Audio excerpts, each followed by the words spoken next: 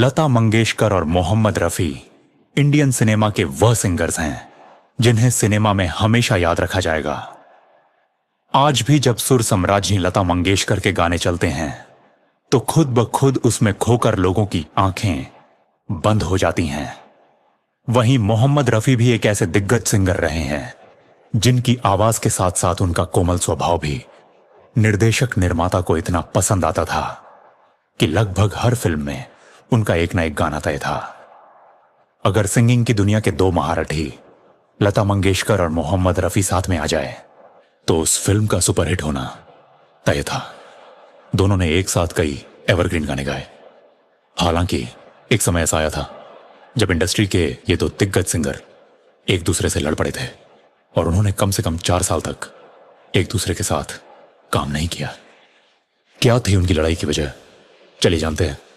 अगर आपको रिव्यूअल जी की वीडियो और पोस्ट पसंद आती है तो पेज को फॉलो और शेयर जरूर करें। लता मंगेशकर और मोहम्मद रफी का झगड़ा पैसा और अधिकार को लेकर हुआ था। प्रयाग शुक्ल ने मोहम्मद रफी पर लिखी गई बुक मोहम्मद रफी ईश्वर की आवाज में दोनों की लड़ाई के किस्से का जिक्र किया है। उन्होंने इस बुक में बताया था कि एक बार लता मंगेशकर ने सिंगर्स की रॉयल्टी को लेकर आवाज उठाई थी। लता मंगेशकर ने मोहम्मद रफी से यह भी डिस्कस किया और कहा कि उन्हें लगता है कि सिंगर्स को गाने की रॉयल्टी मिलनी चाहिए। हालांकि मोहम्मद रफी इसके फेवर में नहीं थे। उन्होंने लता मंगेशकर से यह सीधे तौर पर कहा कि सिंगर्स को उनकी गायकी का पैसा मिल रहा है और गानों पर उनका कोई अधिकार नहीं है। मोहम्मद रफी की इस बात को सुनकर लता मंगेशकर काफी चिढ़ गई थीं। बुक में यह भी बताया गया कि लता मंगेशकर रफी साहब से इतना ज्यादा नाराज हो गई थीं कि उन्होंने 4 साल उनके साथ काम नहीं किया। जब भी लता मंगेशकर को मोहम्मद रफी के साथ कोई गाना ऑफर होता तो वह बहाना बनाकर मना कर देती थीं। निर्देशक निर्माताओं ने उन्हें समझाया लेकिन सुर सम्राज्ञी ही नहीं मानी। लता मंगेशकर के इस बर्ताव को देखकर रफी साहब की दिलचस्पी भी उनके साथ गाना गाने में खत्म हो गई। 4 साल तक दोनों ने साथ में कोई काम नहीं किया।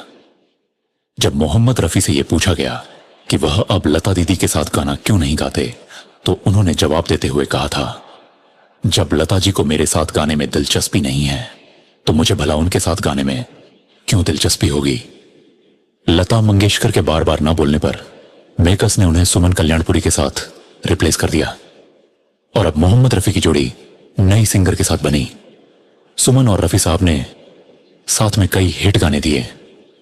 जब सुमन कल्याणपुरी और मोहम्मद रफी की जोड़ी हिट हुई तो उससे लता मंगेशकर घबरा गईं और उन्होंने सिंगर्स की जोड़ी जय किशन से यह दरख्वास्त की कि वह एक बार उनकी बात मोहम्मद रफी से करवा दें। 4 साल तक चली इस लड़ाई को मोहम्मद रफी भी सुलझाने के लिए तैयार हो गए। जय किशन में उनकी लड़ाई सुलझाई और फिर से दोनों ने एक फिल्म के लिए साथ में गाना गाया। हालांकि बाद में लता मंगेशकर ने मोहम्मद रफी की डेथ के बाद 2012 में एक इंटरव्यू दिया था जिसमें उन्होंने कहा था कि सिंगर ने उन्हें माफीनामा लिखा था जिसकी वजह से वह उनके साथ काम करने के लिए मानी। इस बात को सुनकर मोहम्मद रफी के बेटे काफी नाराज हुए थे।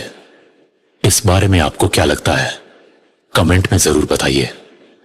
मिलते हैं किसी और वीडियो में, तब तक के लिए जय हिंद।